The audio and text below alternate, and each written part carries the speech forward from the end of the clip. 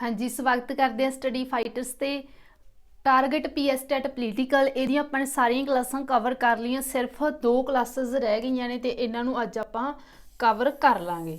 ਇੱਕ ਕਲਾਸ ਦੇ ਵਿੱਚ ਹੀ ਇਹਨਾਂ ਨੂੰ ਕਵਰ ਕਰ ਲਾਂਗੇ। ਇਸ ਤੋਂ ਪਹਿਲਾਂ ਆਪਾਂ ਨੇ ਸਾਰਾ ਸਿਲੇਬਸ ਹੈ ਜਿਹੜਾ ਉਹ ਡਿਸਕਸ ਕੀਤਾ ਹੋਇਆ ਹੈ। ਕਲਾਸਿਸ ਅਪਲੋਡ ਨੇ, ਜੇਕਰ ਤੁਸੀਂ ਨਹੀਂ ਵੇਖੀਆਂ ਤਾਂ ਇਹਨਾਂ ਨੂੰ ਜ਼ਰੂਰ ਦੇਖੋ। ਨਾਲ ਦੀ ਨਾਲ ਆਪਣੀਆਂ ਪਲੇਲਿਸਟ ਜਿਹਨੇ ਜਿਹੜੀਆਂ CDP ਦੀਆਂ ਪੰਜਾਬੀ ਦੀਆਂ ਬਣੀਆਂ ਪਈਆਂ ਨੇ ਉਹਨਾਂ ਨੂੰ ਨਾਲ ਦੀ ਨਾਲ ਦੇਖਦੇ ਰਹੋ, ਰਿਵਾਈਜ਼ ਕਰਦੇ ਰਹੋ। पीएस टैट आसानी नाल क्लीयर हो जाऊगा। तो हुण देखो न्यायपालिका अज का अपना टॉपिक रहूगा। ये देख लैंने पहला सरकार के 3 मुख अंग किहड़े 3 मुख अंग ने विधानपालिका, कार्यपालिका ते न्यायपालिका। तो उस तो बाद लोकतंत्र विच न्यायपालिका की भूमिका, लोकतंत्र सरकार दे विच न्यायपालिका की भूमिका किस तरह रहिंदी है अपने देखना हैगा।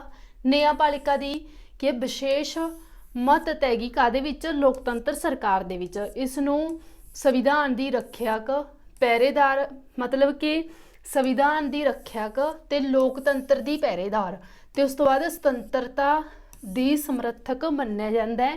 तो भारत दे विच इकहरी न्यायपालिका है। यह सारिया चीज़ां याद रखनिया ने, पेपर दे विच किसी भी तरह स्टेटमेंट दे नाल क्वेश्चन बन सकता हैगा। तो उस तो बाद हुण आपां ने अगे वेखना है हेठली पद्धर तो मुकदमा उपरली अदालत विच लियाउण संबंधी। तो ये की हैगा, देखो लोअर कोर्ट ये की हुंदा भी, मतलब कि स्थानिक पद्धर तो कोई मामला शुरू होया, कोई भी मामला जिहड़ा ओह आपां लोअर कोर्ट दे विच दर्ज करवाया उस दे नाल आपां सैटिस्फाई ना होए तां अगे आपां कित्थे है हाई कोर्ट दे विच न्याय लैण वास्ते जा सकदे आ। जेकर आपां इहदे हाई मतलब कि हाई कोर्ट दे नाल भी आपां सैटिस्फाई नहीं हैगे तां आपां सुप्रीम कोर्ट दे विच जा सकदे आंगे। तां इस तरह यह प्रोसैस है जिहड़ा ओह चलदा हैगा। ते उस तो बाद आपां ने हाई मतलब कि सुप्रीम कोर्ट बारे पढ़ांगे। पहला सुप्रीम कोर्ट बारे आपां ने देखना हैगा।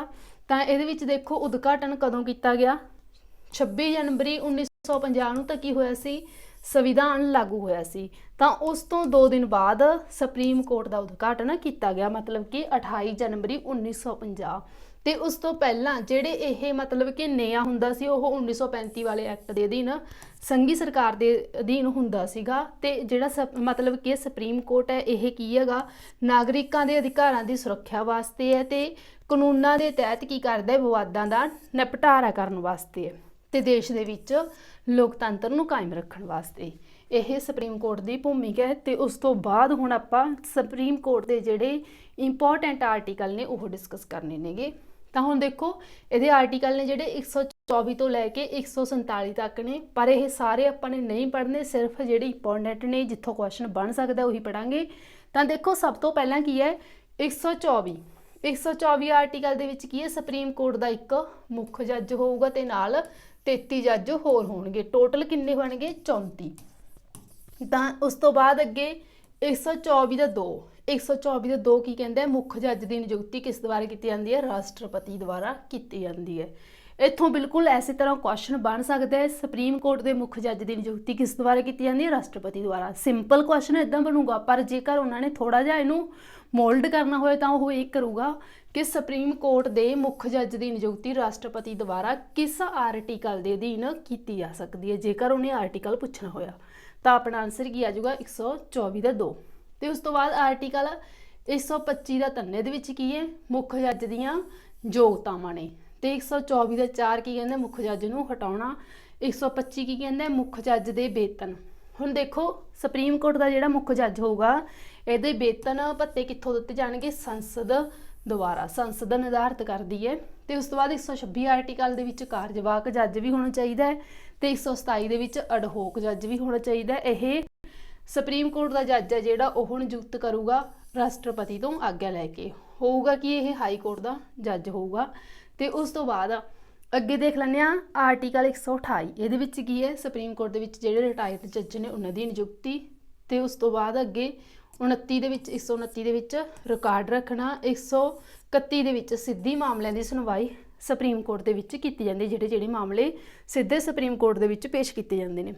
तो उस तो बाद इंपोर्टेंट 2 आर्टिकल ये ने 132 तो 133, 132 दे विच अपीली अधिकार खेतर ते 33 दे विच सिविल मामले आ जाते हैं। तो उस तो बाद अगला आपां ने यह पढ़ना हैगा आर्टिकल 144 ये की है मतलब कि राष्ट्रपति है जिहड़ा ओह सुप्रीम कोर्ट के जज तो सलाह लै सकदा है। सलाह नूं मनना जां ना मनना ओह राष्ट्रपति ते डिपेंड करदा है। ते उस तो बाद 147 ਦੇ ਵਿੱਚ ਕੀ ਹੈ अंतिम व्याख्या करता सुप्रीम कोर्ट। ਤਾਂ ਹੁਣ ਅੱਗੇ ਆਪਾਂ ਨੇ ਦੇਖਣੀਆਂ ਨੇ ਸੁਪਰੀਮ ਕੋਰਟ ਦੇ ਜੱਜ ਦੀਆਂ ਯੋਗਤਾਵਾਂ ਕੀ ਨੇ। ਸੁਪਰੀਮ ਕੋਰਟ ਦਾ ਜੱਜ ਬਣਨ ਵਾਸਤੇ ਕਿਹੜੀਆਂ ਯੋਗਤਾਵਾਂ ਹੋਣੀਆਂ ਚਾਹੀਦੀਆਂ ਨੇ ਤਾਂ ਕਿ ਇਹ ਭਾਰਤ ਦਾ ਨਾਗਰਿਕ ਹੋਵੇ, ਉਸ ਦੀ ਉਮਰ 65 ਸਾਲ ਤੋਂ ਘੱਟ ਹੋਵੇ ਤੇ ਉਸ ਤੋਂ ਬਾਅਦ ਅੱਗੇ ਘੱਟੋ ਘੱਟ ਉਹ 5 ਸਾਲ ਹਾਈ ਕੋਰਟ ਦਾ ਜੱਜ ਰਿਹਾ ਹੋਵੇ ਜਾਂ ਫਿਰ ਘੱਟੋ ਘੱਟ 10 ਸਾਲ ਉਹ ਹਾਈ ਕੋਰਟ ਦਾ ਵਕੀਲ ਰਿਹਾ ਹੋਵੇ। ਜੇਕਰ ਉਹ ਵਕੀਲ ਹੈ ਤਾਂ 10 ਸਾਲ ਲਾਏ ਹੋਣ, ਜੇਕਰ ਉਹ ਜੱਜ ਹੈ ਤਾਂ 5 ਸਾਲ ਲਾਏ ਹੋਣ। ਤੇ ਉਸ ਤੋਂ ਬਾਅਦ ਅੱਗੇ ਦੇਖਣਾ ਹਾਈ ਕੋਰਟ ਬਾਰੇ ਆਪਾਂ ਨੇ ਡਿਟੇਲ ਦੇ ਵਿੱਚ। ਹਾਈ ਕੋਰਟ ਦੇ ਵਿੱਚ ਇਹ ਕਿੰਨੇ ਦੇ ਵਿੱਚ ਆਉਂਦਾ, ਭਾਗ 6 ਦੇ ਵਿੱਚ ਆਉਂਦਾ ਹੈਗਾ। ਤੇ ਉਸ ਤੋਂ ਬਾਅਦ ਆਰਟੀਕਲ ਨੇ ਜਿਹੜੇ ਇਹਦੇ 214 ਤੋਂ ਲੈ ਕੇ 231 ਸਿਰਫ ਆਪਾਂ ਇੰਪੋਰਟੈਂਟ ਪੜਾਂਗੇ। ਤੇ ਇਸ ਦੇ ਵਿੱਚ ਬਾਅਦ ਆਪਾਂ ਦੇਖ ਲੈਂਦੇ ਹੈਗੇ ਸਭ ਤੋਂ ਪਹਿਲਾਂ ਜਿਹੜੇ ਮਤਲਬ ਕਿ ਹਾਈ ਕੋਰਟ ਸੀ ਉਹ ਕਿੱਥੇ ਬਣੇ ਸੀਗੇ, ਕਲਕੱਤਾ, ਬੰਬਈ, ਮਦਰਾਸ। ਕਦੋਂ ਬਣੇ ਸੀ? 1862 ਦੇ ਵਿੱਚ। ਵਰਤਮਾਨ ਸਮੇਂ ਗਿਣਤੀ ਕਿੰਨੀ ਹੈ ਹਾਈ ਕੋਰਟਾਂ ਦੀ? 25। ਤੇ ਉਸ ਤੋਂ ਬਾਅਦ ਹਾਈ ਕੋਰਟ ਬਾਰੇ ਜਿਹੜੇ ਡਿਟੇਲ ਦੇ ਵਿੱਚ ਆਪਾਂ ਨੇ ਦੇਖਣਾ ਹੈਗਾ 214 ਆਰਟੀਕਲ ਕੀ ਕਹਿੰਦਾ ਹੈ, ਇੱਕ ਰਾਜ ਜਾਂ ਇੱਕ ਤੋਂ ਜ਼ਿਆਦਾ ਰਾਜਾਂ ਦਾ ਸਾਂਝਾ ਹਾਈ ਕੋਰਟ ਹੋ ਸਕਦਾ ਹੈ। ਮਤਲਬ ਕਿ ਸਾਂਝਾ ਹਾਈ ਕੋਰਟ ਹੋ ਸਕਦਾ ਹੈ 214 ਆਰਟੀਕਲ ਕਹਿੰਦਾ ਹੈ। ਤਾਂ ਹੁਣ ਦੇਖੋ ਜੇਕਰ ਨਵਾਂ ਹਾਈ ਕੋਰਟ ਬਣਾਉਣਾ ਹੋਵੇ, ਜੇ ਨਵਾਂ ਹਾਈ ਕੋਰਟ ਬਣਾਉਣਾ ਹੋਵੇ ਤਾਂ ਕੌਣ ਬਣਾਊ? ਸੰਸਦ। ਜੇਕਰ ਹਾਈ ਕੋਰਟ ਦੇ ਵਿੱਚ ਜੱਜਾਂ ਦੀ ਗਿਣਤੀ ਘਟਾਉਣੀ ਜਾਂ ਵਧਾਉਣੀ ਹੋਵੇ ਤਾਂ ਕੌਣ ਕਰੂਗਾ? ਰਾਸ਼ਟਰਪਤੀ। ਇਹ ਗੱਲ ਯਾਦ ਰੱਖਣੀ ਹੈ, ਕਈ ਵਾਰ ਪੇਪਰ ਦੇ ਵਿੱਚ ਇਹ ਪੁੱਛਿਆ ਜਾ ਸਕਦਾ ਹੈਗਾ। ਤੇ ਉਸ ਤੋਂ ਬਾਅਦ ਆਰਟੀਕਲ 215 ਦੇ ਵਿੱਚ ਰਿਕਾਰਡ ਰੱਖਣਾ। 217 ਦੇ ਵਿੱਚ ਮੁੱਖ ਜੱਜ ਦੀ ਨਿਯੁਕਤੀ ਕੌਣ ਕਰੂਗਾ? ਹਾਈ ਕੋਰਟ ਦੇ ਮੁੱਖ ਜੱਜ ਦੀ ਨਿਯੁਕਤੀ ਰਾਸ਼ਟਰਪਤੀ ਦੁਆਰਾ ਕੀਤੀ ਜਾਊਗੀ। ਤਾਂ ਹੁਣ ਦੇਖੋ ਸੁਪਰੀਮ ਕੋਰਟ ਦਾ ਜੱਜ ਹੋਵੇ, ਮੁੱਖ ਜੱਜ ਹੋਵੇ ਜਾਂ ਫਿਰ ਹਾਈ ਕੋਰਟ ਦਾ ਮੁੱਖ ਜੱਜ ਹੋਵੇ, ਦੋਨਾਂ ਦੀ ਨਿਯੁਕਤੀ ਰਾਸ਼ਟਰਪਤੀ ਕਰੂਗਾ। ਪਰ ਇੱਥੇ ਇੱਕ ਗੱਲ ਇਹ ਧਿਆਨ ਦੇਣ ਯੋਗ ਹੈ, ਹਾਈ ਕੋਰਟ ਦੇ ਜਿਹੜਾ ਜੱਜ ਹੈ ਉਸ ਨੂੰ ਸਹੁੰ ਹੈ ਜਿਹੜੀ ਉਹ ਰਾਜਪਾਲ ਚੁਕਾਊਗਾ। ਜਿਹੜੇ ਵੀ ਸਟੇਟ ਦੇ ਵਿੱਚ ਹਾਈ ਕੋਰਟ ਹੈ ਉਹੀ ਸਟੇਟ ਦਾ ਜਿਹੜਾ ਰਾਜਪਾਲ ਗਵਰਨਰ ਹੋਊਗਾ ਉਹੀ ਸਹੁੰ ਚੁਕਾਊਗਾ। ਤਾਂ ਅੱਗੇ ਦੇਖਣਾ ਆਪਾਂ ਨੇ ਇਹ ਪੜ੍ਹ ਲਿਆ। ਉਸ ਤੋਂ ਬਾਅਦ ਅੱਗੇ ਦੇਖੋ 221 ਦੇ ਵਿੱਚ ਹਾਈ ਕੋਰਟ ਦੇ ਜੱਜਾਂ ਦੇ ਵੇਤਨ ਨੇ ਜਿਹੜੇ ਭੱਤੇ ਨੇ ਉਹ ਕਿੱਥੋਂ ਦਿੱਤੇ ਜਾਣਗੇ? ਰਾਜ ਦੀ ਸੰਚਿਤ ਨੀਤੀ ਵਿੱਚੋਂ। ਤੇ ਜਿਹੜੀ ਪੈਨਸ਼ਨ ਹੈ ਉਹ ਕਿੱਥੋਂ ਦਿੱਤੀ ਜਾਊਗੀ? ਭਾਰਤ ਦੀ ਸੰਚਿਤ ਨੀਤੀ ਦੇ ਵਿੱਚੋਂ। ਤੇ ਉਸ ਤੋਂ ਬਾਅਦ ਹੁਣ ਆਪਾਂ ਨੇ ਡਿਟੇਲ ਦੇ ਵਿੱਚ ਇਹਨਾਂ ਮਾਮਲਿਆਂ ਬਾਰੇ ਪੜ੍ਹਨਾ, ਮੁਕੱਦਮੇ ਕਿਹੜੇ ਕਿਸ ਤਰ੍ਹਾਂ ਦੇ ਹੁੰਦੇ ਨੇ। ਤਾਂ ਸਭ ਤੋਂ ਪਹਿਲਾਂ ਆਪਾਂ ਅਪਰਾਧਿਕ ਮਾਮਲੇ ਜਾਂ ਅਪਰਾਧਿਕ ਕਾਨੂੰਨ ਪੜ੍ਹਾਂਗੇ ਜਿਹਨੂੰ ਫੌਜਦਾਰੀ ਵੀ ਕਹਿ ਦਿੰਦੇ ਆ। ਇਹਦੇ ਵਿੱਚ ਕਿਹੜੇ ਆ ਜਾਂਦੇ ਨੇ? ਚੋਰੀ, ਹੋਰ, ਦਾਜ ਲਿਆਉਣ ਵਾਸਤੇ ਔਰਤ ਨੂੰ ਤੰਗ ਕਰਨਾ, ਕਤਲ।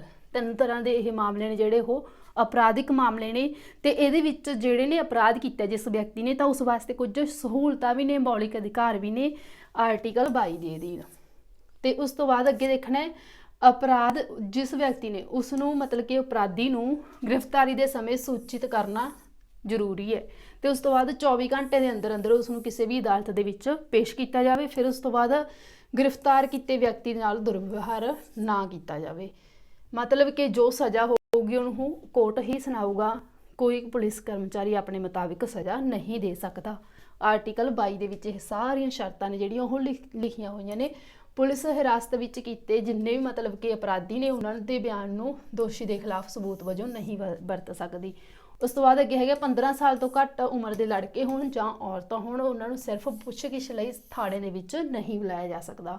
ਤੇ ਉਸ ਤੋਂ ਬਾਅਦ ਅੱਗੇ ਦੇਖ ਲੈਂਦੇ ਹਾਂ ਭਾਰਤ ਦੇ ਸੁਪਰੀਮ ਕੋਰਟ ਨੇ ਕਿਸੇ ਵੀ ਵਿਅਕਤੀ ਦੀ ਗ੍ਰਿਫਤਾਰੀ, ਨਜ਼ਰਬੰਦੀ ਜਾਂ ਪੁੱਛਗਿੱਛ ਲਈ ਪੁਲਿਸ ਅਤੇ ਹੋਰ ਏਜੰਸੀਆਂ ਨੂੰ ਖਾਸ ਲੋੜਾਂ ਅਤੇ ਪ੍ਰਕਿਰਿਆਵਾਂ ਲਈ ਨਿਰਧਾਰਿਤ ਕੀਤੀਆਂ ਨੇ, ਜਿਵੇਂ ਕਿ ਇਹਨਾਂ ਦੇ ਵਿੱਚ ਹੈਗੇ ਹੈ DK ਵਾਸੂ ਦਿਸ਼ਾ ਨਿਰਦੇਸ਼। ਤੇ ਉਸ ਤੋਂ ਬਾਅਦ ਅੱਗੇ ਹੈਗੇ ਗ੍ਰਿਫਤਾਰ ਨੂੰ ਮਤਲਬ ਜਾਂ ਤਾਂ ਗ੍ਰਿਫਤਾਰੀ ਹੋ ਰਹੀ ਹੈ ਜਾਂ ਫਿਰ ਪੁੱਛ ਪੜਤਾਲ ਹੋ ਰਹੀ ਹੈ, ਜੋ ਵੀ ਕਰਨ ਆ ਰਿਹਾ ਪੁਲਿਸ ਕਰਮਚਾਰੀ ਉਹ ਕੀ ਹੈ ਫੁੱਲ ਫਲੈਸ਼ ਯੂਨੀਫਾਰਮ ਦੇ ਵਿੱਚ ਹੋਵੇ। ਤੇ ਉਸ ਤੋਂ ਬਾਅਦ ਅੱਗੇ ਦੇਖ ਲੈਂਦੇ ਹਾਂ ਇਸ ਦੇ ਵਿੱਚ ਕੀ ਹੈ ਗ੍ਰਿਫਤਾਰੀ ਦਾ ਸਮਾਂ ਜਿਹੜਾ ਮਿਤੀ ਸ਼ਾਮਲ ਹੋਣੀ ਚਾਹੀਦੀ ਹੈ, ਜਿਹੜੇ ਟਾਈਮ ਮਤਲਬ ਕਿ ਗ੍ਰਿਫਤਾਰ ਕੀਤਾ ਹੈ ਉਹ ਸਮਾਂ ਸਭ ਕੁਝ ਨੋਟ ਹੋਵੇ। ਤੇ ਉਸ ਤੋਂ ਬਾਅਦ ਅੱਗੇ ਹੈਗੇ ਗ੍ਰਿਫਤਾਰ ਕੀਤਾ ਵਿਅਕਤੀ, ਜਿਸ ਵਿਅਕਤੀ ਨੂੰ ਗ੍ਰਿਫਤਾਰ ਕੀਤਾ ਹੈ ਉਹ ਆਪਣੇ ਕਿਸੇ ਰਿਸ਼ਤੇਦਾਰ ਜਾਂ ਦੋਸਤ ਸ਼ੁਭਚਿੰਤਕ ਆਦਿ ਨੂੰ ਸੂਚਨਾ ਦੇ ਸਕਦਾ ਹੈ, ਉਹਨੂੰ ਅਧਿਕਾਰ ਹੈ ਸੂਚਨਾ ਦੇਣ ਦਾ। ਤੇ ਉਸ ਤੋਂ ਬਾਅਦ ਜਦੋਂ ਕੋਈ ਦੋਸਤ ਜਾਂ ਰਿਸ਼ਤੇਦਾਰ ਜ਼ਿਲ੍ਹੇ ਤੋਂ ਬਾਹਰ ਰਹਿੰਦੇ ਤਾਂ ਉਹ 8 ਤੋਂ 12 ਘੰਟੇ ਦੇ ਵਿੱਚ ਅੰਦਰ ਉਹ ਪੁਲਿਸ ਦੁਆਰਾ ਉਹਨੂੰ ਸਮਾਂ ਸਥਾਨ ਸਾਰਾ ਕੁਝ ਦੱਸਣ ਦਾ ਅਧਿਕਾਰ ਹੈਗਾ, ਮਤਲਬ ਕਿ ਉਹ ਸਾਰਾ ਕੁਝ ਪੁੱਛ ਸਕਦੇ ਨੇ। ਉਸ ਤੋਂ ਬਾਅਦ ਅੱਗੇ ਆ ਜਾਂਦੇ ਨੇ ਸਿਵਲ ਕਾਨੂੰਨ। ਸਿਵਲ ਕਾਨੂੰਨ ਦੇ ਵਿੱਚ ਦੇਖ ਲੈਂਦੇ ਹਾਂ, ਵਿਅਕਤੀਆਂ ਦੇ ਅਧਿਕਾਰਾਂ ਨੂੰ ਕਿਸੇ ਵੀ ਨੁਕਸਾਨ ਜਾਂ ਸੱਟ ਨਾਲ ਨਜਿੱਠਦਾ ਹੈ। ਉਦਾਹਰਨ ਦੇ ਲਈ ਜ਼ਮੀਨ ਦੀ ਵਿਕਰੀ, ਸਮਾਨ ਦੀ ਖਰੀਦ ਜਾਂ ਫਿਰ ਕਿਰਾਏ ਦੇ ਮਾਮਲੇ, ਫਿਰ ਤਲਾਕ ਆਦਿ, ਇਹ ਸਾਰੇ ਕੀ ਨੇ? ਸਿਵਲ ਮਾਮਲੇ ਨੇ। ਇਹਦੇ ਵਿੱਚ ਬਸ ਇੰਨਾ ਕੁ ਹੀ ਪੜ੍ਹਨਾ ਆਪਾਂ ਨੇ। ਤੇ ਉਸ ਤੋਂ ਬਾਅਦ ਕੁਛ ਕੁ 2 ਇੰਪੋਰਟੈਂਟ ਟੌਪਿਕ ਨੇ, ਜਿਹੜਾ ਆਪਣਾ ਅਗਲਾ ਟੌਪਿਕ ਸੀਗਾ। ਤਾਂ ਇਹਦੇ ਵਿੱਚ ਇਹ ਬਣਦਾ ਹੈਗਾ, ਆਪਾਂ ਥੋੜ੍ਹਾ ਜਿਹਾ ਬਸ ਇਹਨੂੰ ਅੰਡਰਸਟੈਂਡਿੰਗ ਹੀ ਕਰਨਾ ਹੈਗਾ। ਤੇ ਇਹਦੇ ਵਿੱਚ ਦੇਖੋ ਕੀ ਹੈ, ਹਾਸ਼ੀਏ ਨੂੰ ਸਮਝਣਾ। ਹਾਸ਼ੀਆ ਕੀ ਹੁੰਦਾ ਹੈਗਾ ਇਹ ਸਮਝਣਾ ਆਪਾਂ ਨੇ। ਹਾਸ਼ੀਏ ਤੇ ਰਹਿਣ ਮਤਲਬ ਕਿ ਜਿਹੜੀ ਐਵੇਂ ਕਹਿ ਲਓ ਆਪਾਂ ਵੀ ਸੜਕਾਂ ਨੇ, ਇਹਨਾਂ ਦੇ ਕਿਨਾਰਿਆਂ ਤੇ ਲੋਕ ਰਹਿੰਦੇ ਨੇ, ਉਹ ਹਾਸ਼ੀਏ ਹੀ ਹੁੰਦਾ ਹੈਗਾ। ਤਾਂ ਹਾਸ਼ੀਏ ਤੇ ਰਹਿਣ ਦਾ ਮਤਲਬ ਹੈ ਪਾਸਿਆਂ ਜਾਂ ਕਿਨਾਰਿਆਂ ਤੇ ਕਬਜ਼ਾ ਕਰਨ ਲਈ ਮਜਬੂਰ ਹੋਣਾ। ਕਿਸੇ ਜਿਵੇਂ ਕਿ ਮਤਲਬ ਕਿ ਜਿਹੜੇ ਲੋਕ ਸੜਕਾਂ ਦੇ ਕਿਨਾਰਿਆਂ ਤੇ ਰਹਿੰਦੇ ਨੇ, ਉਹ ਹਾਸ਼ੀਏ ਤੇ ਰਹਿ ਰਹੇ ਨੇ, ਤਾਂ ਉਹ ਕਿਸੇ ਨਾ ਕਿਸੇ ਤਰ੍ਹਾਂ ਉਹਨਾਂ ਤੇ ਮਜਬੂਰ ਹੋ ਜਾਂਦੇ ਨੇ ਅਧਿਕਾਰ ਕਰਨ ਵਾਸਤੇ। ਜਿਵੇਂ ਕਿ ਇੱਥੇ ਇੱਕ ਉਦਾਹਰਨ ਦਿੱਤੀ ਹੋਈ ਆ, ਜਿਵੇਂ ਕਿ ਕਲਾਸਰੂਮ ਵਿੱਚ ਸਮਾਜਿਕ ਮਾਹੌਲ ਵਿੱਚ ਵੀ ਮਤਲਬ ਕਿ ਜਾਂ ਫਿਰ ਕਲਾਸ ਦਾ ਮਾਹੌਲ ਇੱਥੇ ਦਿਖਾਇਆ ਹੋਇਆਗਾ, ਤਾਂ ਇਹਦੇ ਵਿੱਚ ਸਮਾਜਿਕ ਮਾਹੌਲ ਵੀ ਹੋ ਸਕਦਾ ਹੈ। ਤਾਂ ਲੋਕਾਂ ਜਾਂ ਭਾਈਚਾਰਿਆਂ ਦੇ ਸਮੂਹਾਂ ਨੂੰ ਬਾਹਰ ਕੀਤੇ ਜਾਣ ਦਾ ਅਨੁਭਵ ਹੋ ਸਕਦਾ ਹੈ। ਉਹਨਾਂ ਦਾ ਹਾਸ਼ੀਏ ਤੇ ਹੋਣਾ ਇਸ ਲਈ ਹੋ ਸਕਦਾ ਹੈ ਕਿਉਂਕਿ ਉਹ ਇੱਕ ਵੱਖਰੀ ਭਾਸ਼ਾ ਬੋਲਦੇ ਨੇ, ਮਤਲਬ ਕਿ ਹਾਸ਼ੀਏ ਤੇ ਲੋਕ ਉਹ ਰਹਿੰਦੇ ਨੇ ਜਿਹੜੇ ਬਾਕੀਆਂ ਨਾਲੋਂ ਅਲੱਗ ਹੋਣ। ਜਿਵੇਂ ਥੋੜ੍ਹਾ ਜਿਹਾ ਆਪਾਂ ਇਹਨੂੰ ਡਿਟੇਲ ਦੇ ਵਿੱਚ ਪੜ੍ਹਾਂਗੇ ਤਾਂ ਸਮਝ ਆ ਜਾਊਗਾ। ਵੱਖਰੇ ਰੀਤੀ ਰਿਵਾਜਾਂ ਦੀ ਪਾਲਣਾ ਕਰਦੇ ਨੇ, ਮਤਲਬ ਕਿ ਭਾਸ਼ਾ ਉਹਨਾਂ ਦੀ ਅਲੱਗ ਹੈ, ਸੱਭਿਆਚਾਰ ਅਲੱਗ ਹੈ, ਰੀਤੀ ਰਿਵਾਜ ਅਲੱਗ ਨੇ, ਬਹੁ ਗਿਣਤੀ ਭਾਈਚਾਰੇ ਤੋਂ ਵੱਖਰੇ ਨੇ। ਉਹਨਾਂ ਦੇ ਧਾਰਮਿਕ ਸਮੂਹ ਨੇ ਜਿਹੜੇ ਉਹਨਾਂ ਨਾਲ ਸੰਬੰਧਿਤ ਨੇ, ਜਾਂ ਫਿਰ ਉਹ ਹਾਸ਼ੀਏ ਤੇ ਵੀ ਮਹਿਸੂਸ ਕਰ ਸਕਦੇ ਨੇ ਕਿਉਂਕਿ ਉਹ ਗਰੀਬ ਨੇ। ਤਾਂ ਉਹ ਹਾਸ਼ੀਏ ਤੇ ਮਤਲਬ ਮਹਿਸੂਸ ਉਹ ਉਦੋਂ ਕਰਦੇ ਨੇ ਜਦੋਂ ਉਹ ਗਰੀਬ ਹੋਣ, ਜਾਂ ਫਿਰ ਨੀਵੇਂ ਸਮਾਜ ਰੁਤਬੇ ਦੇ ਮੰਨੇ ਜਾਂਦੇ ਹੋਣ, ਦੂਜਿਆਂ ਨਾਲੋਂ ਘੱਟ ਮਨੁੱਖੀ ਸਮਝੇ ਜਾਂਦੇ ਨੇ। ਕਈ ਵਾਰ ਹਾਸ਼ੀਏ ਤੇ ਰੱਖੇ ਸਮੂਹਾਂ ਨੂੰ ਦੁਸ਼ਮਣੀ ਅਤੇ ਡਰ ਨਾਲ ਵੀ ਵੇਖਿਆ ਜਾ ਸਕਦਾ ਹੈ। ਅੰਤਰ ਅਤੇ ਬੇਦਖਲੀ ਦੀ ਇਹ ਭਾਵਨਾ ਭਾਈਚਾਰਿਆਂ ਨੂੰ ਸਰੋਤਾਂ ਅਤੇ ਮੌਕਿਆਂ ਤੱਕ ਪਹੁੰਚ ਨਾ ਕਰਨ ਤੇ ਹੈ। ਮਤਲਬ ਕਿ ਹੁਣ ਆਪਣੇ ਹਾਸ਼ੀਏ ਬਾਰੇ ਇਹ ਥੋੜ੍ਹਾ ਜਿਹਾ ਡਿਟੇਲ ਦੇ ਵਿੱਚ ਪੜ੍ਹ ਲਿਆ। ਤੇ ਉਸ ਤੋਂ ਬਾਅਦ ਆਦਿਵਾਸੀ ਬਾਰੇ ਵੀ ਥੋੜ੍ਹੀ ਜਿਹੀ ਆਪਾਂ ਜੋ ਇੱਥੇ ਭੂਮਿਕਾ ਲਿਖੀ ਹੋਈ ਉਹ ਦੇਖ ਲੈਂਦੇ ਹੈਗੇ ਇਹਦੀ ਪਹਿਚਾਣ। ਤਾਂ ਆਦਿਵਾਸੀ ਸ਼ਬਦ ਹੈ ਜਿਹੜਾ, ਸ਼ਬਦ ਦਾ ਸ਼ਬਦਿਕ ਅਰਥ ਹੈ ਮੂਲ ਵਸਨੀਕ। ਉਹ ਭਾਈਚਾਰੇ ਨੇ ਜੋ ਜੰਗਲਾਂ ਦੇ ਨੇੜੇ ਰਹਿੰਦੇ ਨੇਗੇ ਅਤੇ ਅਕਸਰ ਮਤਲਬ ਪਹਿਲਾਂ ਤੋਂ ਹੀ ਰਹਿੰਦੇ ਆ ਰਹੇ ਨੇਗੇ। ਭਾਰਤ ਦੀ ਆਬਾਦੀ ਦਾ ਲਗਭਗ 8%। ਕਿੰਨੇ ਮਤਲਬ ਕਿ ਆਦਿਵਾਸੀ ਨੇ? ਉਹ 8% ਨੇ। ਅਤੇ ਭਾਰਤ ਦੇ ਬਹੁਤ ਸਾਰੇ ਮਹੱਤਵਪੂਰਨ ਖਨਨ ਅਤੇ ਉਦਯੋਗਿਕ ਕੇਂਦਰ ਆਦਿਵਾਸੀ ਖੇਤਰਾਂ ਦੇ ਜਮਸ਼ੇਦਪੁਰ, ਰੇੜੂਕੇ ਕਲਾਂ ਤੇ ਬਾਰੋਕੇ ਅਤੇ ਭਲਾਈ ਇਹ ਇੱਥੇ ਸਥਿਤ ਨੇਗੇ। ਆਦਿਵਾਸੀ ਇੱਕ ਸਮਾਨ ਆਬਾਦੀ ਨਹੀਂ ਹੈ, ਮਤਲਬ ਕਿ ਭਾਰਤ ਵਿੱਚ 500 ਤੋਂ ਵੱਧ ਵੱਖ-ਵੱਖ ਆਦਿਵਾਸੀ ਸਮੂਹ ਨੇ। ਆਦਿਵਾਸੀ ਸਿਰਫ ਇੱਕ ਸਮਾਨ ਜਾਤੀ ਨਹੀਂ ਹੈਗੀ, ਇੱਕ ਸਮਾਨ ਆਬਾਦੀ ਨਹੀਂ ਹੈਗੀ, ਸਗੋਂ ਇਹ ਕਿਨੇ ਮਤਲਬ ਕਿ ਅਲੱਗ-ਅਲੱਗ ਨੇ। 5000 ਤੋਂ ਵੱਧ ਇਹਨਾਂ ਦੀਆਂ ਸ਼੍ਰੇਣੀਆਂ ਨੇ। ਅਲੱਗ-ਅਲੱਗ ਸਮੂਹ ਹੋ ਸਕਦੇ ਨੇ ਆਦਿਵਾਸੀਆਂ ਦੇ। ਆਦਿਵਾਸੀ ਨੇ ਜਿਹੜੇ ਵਿਸ਼ੇਸ਼ ਤੌਰ ਤੇ ਛੱਤੀਸਗੜ੍ਹ ਮਤਲਬ ਕਿ ਰਹਿੰਦੇ ਕਿੱਥੇ ਨੇ, ਇੱਥੋਂ ਇਹ ਗੱਲ ਹੈ ਜਿਹੜੀ ਉਹ ਆਪਣੇ ਜ਼ਿਆਦਾ ਪੜ੍ਹਨੀ ਹੈਗੀ। ਤਾਂ ਇਹ ਜਿਹੜੇ ਰਹਿੰਦੇ ਨੇ ਕਿੱਥੇ ਰਹਿੰਦੇ ਨੇ ਆਪਾਂ ਨੇ ਦੇਖਣਾ ਹੈਗਾ। ਛੱਤੀਸਗੜ੍ਹ, ਝਾਰਖੰਡ, ਮੱਧ ਪ੍ਰਦੇਸ਼, ਉੜੀਸਾ, ਗੁਜਰਾਤ ਤੇ ਮਹਾਰਾਸ਼ਟਰ, ਰਾਜਸਥਾਨ, ਆਂਧਰਾ ਪ੍ਰਦੇਸ਼ ਵਰਗੇ ਰਾਜਾਂ ਦੇ ਵਿੱਚ ਇਹ ਰਹਿੰਦੇ ਨੇਗੇ। ਤੇ ਉਸ ਤੋਂ ਬਾਅਦ ਮੌਲਿਕ ਅਧਿਕਾਰਾਂ ਦੀ ਮੰਗ। ਤਾਂ ਹੁਣ ਮੌਲਿਕ ਅਧਿਕਾਰਾਂ ਦੀ ਮੰਗ ਦੇ ਵਿੱਚ ਵੀ ਆਪਾਂ ਦੇਖ ਲੈਂਦੇ ਹੈਗੇ। ਸੰਵਿਧਾਨ ਦਾ ਆਰਟੀਕਲ 17 ਕਹਿੰਦਾ ਹੈ ਕਿ ਛੂਤ ਛਾਤ ਦਾ ਖਾਤਮਾ ਕਰਨਾ, ਮਤਲਬ ਕਿ ਛੂਤ ਛਾਤ ਨੂੰ ਖਤਮ ਕਰ ਦਿੱਤਾ ਹੈ। ਇਸ ਦਾ ਮਤਲਬ ਇਹ ਹੈ ਕਿ ਦਲਿਤਾਂ ਨੂੰ ਉਹਨਾਂ ਨੂੰ ਸਿੱਖਿਆ ਦੇਣ ਤੋਂ ਕੋਈ ਨਹੀਂ ਰੋਕਦਾ। ਮੰਦਰਾਂ ਦੇ ਵਿੱਚ ਵੀ ਦਾਖਲ ਹੋ ਸਕਦੇ ਨੇ। ਜਨਤਕ ਸਹੂਲਤਾਂ ਮਤਲਬ ਕਿ ਸਾਰੀਆਂ ਚੀਜ਼ਾਂ ਉਹ ਪ੍ਰਾਪਤ ਕਰ ਸਕਦੇ ਨੇ। ਇਹਨਾਂ ਨੂੰ ਅਛੂਤ ਨਹੀਂ ਸਮਝਿਆ ਜਾਂਦਾ। ਮਤਲਬ ਕਿ ਇਹ ਨੇ ਜਿਹੜੇ ਹੁਣ ਇਹ ਸਮਾਜ ਦੇ ਵਿੱਚ ਵਿਚਰਨਾ ਸ਼ੁਰੂ ਕਰ ਦਿੱਤਾ। ਆਰਟੀਕਲ 17 ਨੇ ਇਹ ਸਾਰੀਆਂ ਚੀਜ਼ਾਂ ਸੀ ਜਿਹੜੀਆਂ ਪਹਿਲਾਂ ਮੰਨੀਆਂ ਜਾਂਦੀਆਂ ਸੀ, ਛੂਤ ਛਾਤ ਉਹ ਖਤਮ ਕਰ ਦਿੱਤਾ। ਤੇ ਉਸ ਤੋਂ ਬਾਅਦ ਹਾਸ਼ੀਏ ਤੇ ਰਹਿਣ ਲਈ ਕਾਨੂੰਨ। ਹੁਣ ਕੀ ਹੈ, ਸਾਡੇ ਦੇਸ਼ ਵਿੱਚ ਵਿਸ਼ੇਸ਼ ਕਾਨੂੰਨ ਅਤੇ ਨੀਤੀਆਂ ਹਾਸ਼ੀਏ ਤੇ ਹਨ। ਅਜਿਹੀਆਂ ਨੀਤੀਆਂ ਜੋ ਹੋਰ ਸਾਧਨਾਂ ਜਿਵੇਂ ਕਿ ਕਮੇਟੀ ਜਾਂ ਸਰਵੇਖਣ ਆਦਿ ਰਾਹੀਂ ਉਭਰਦੀਆਂ ਨੇ। ਫਿਰ ਅਜਿਹੀਆਂ ਨੀਤੀਆਂ ਨੂੰ ਵਿਸ਼ੇਸ਼ ਸਮੂਹਾਂ ਨੂੰ ਮੌਕੇ ਪ੍ਰਦਾਨ ਕਰਨ ਦਾ ਯਤਨ ਕਰਦੀਆਂ ਨੇ। ਤੇ ਉਸ ਤੋਂ ਬਾਅਦ ਅੱਗੇ ਦੇਖ ਲੈਣਾ ਸਮਾਜਿਕ ਨਿਆਂ ਨੂੰ ਉਤਸ਼ਾਹਿਤ ਕਰਨਾ।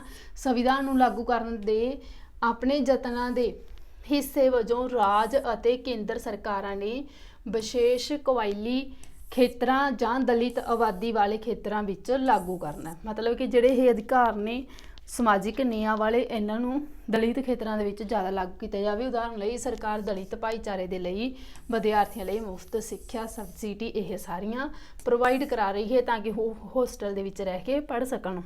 ਤਾਂ ਅੱਜ ਦੀ ਇਸ ਕਲਾਸ ਦੇ ਵਿੱਚ ਇਹ ਟੌਪਿਕ ਸੀ ਜਿਹੜਾ ਆਪਾਂ ਨੇ ਡਿਸਕਸ ਕਰ ਲਿਆ ਹੈ। ਤੇ ਹੁਣ ਆਪਾਂ ਨੇ ਇਹ ਪੋਲੀਟੀਕਲ ਦਾ ਸਾਰਾ ਸਿਲੇਬਸ ਹੈ ਜਿਹੜਾ ਉਹ ਕੰਪਲੀਟ ਕਰ ਲਿਆ। ਤੁਸੀਂ ਹੁਣ ਵੱਧ ਤੋਂ ਵੱਧ ਰਿਵੀਜ਼ਨ ਕਰਨੀ ਹੈ ਜੋ ਆਪਾਂ ਨੇ ਕਲਾਸਿਸ ਦੇ ਵਿੱਚ ਇੰਪੋਰਟੈਂਟ ਵੇਖਿਆ ਹੈਗਾ। ਸਾਰੀਆਂ ਕਲਾਸਾਂ ਅਪਲੋਡ ਕੀਤੀਆਂ ਪਈਆਂ ਨੇ, ਪਲੇਲਿਸਟ ਹੈ, ਪਲੇਲਿਸਟ ਦੇ ਵਿੱਚ ਜਾਓ, ਆਰਾਮ ਨਾਲ ਸਾਰੀਆਂ ਕਲਾਸਾਂ ਅਟੈਂਡ ਕਰੋ। ਤੁਹਾਨੂੰ ਕੋਈ ਵੀ ਟੈਨਸ਼ਨ ਲੈਣ ਦੀ ਕੋਈ ਜ਼ਰੂਰਤ ਨਹੀਂ। ਤਾਂ ਆਪਾਂ ਨੇ ਡਿਟੇਲ ਦੇ ਵਿੱਚ ਸਾਰਾ ਜੋ ਵੀ ਮਟੀਰੀਅਲ ਸੀ ਉਹ ਪ੍ਰੋਵਾਈਡ ਕਰਵਾਇਆ ਹੋਇਆ ਹੈਗਾ। ਆਸਾਨੀ ਨਾਲ PSTET ਪਾਸ ਹੋ ਜਾਊਗਾ ਤੁਹਾਡਾ, ਐਡੀ ਵੀ ਟੈਨਸ਼ਨ ਲੈਣ ਦੀ ਕੋਈ ਗੱਲ ਨਹੀਂ। Thank you and God bless you.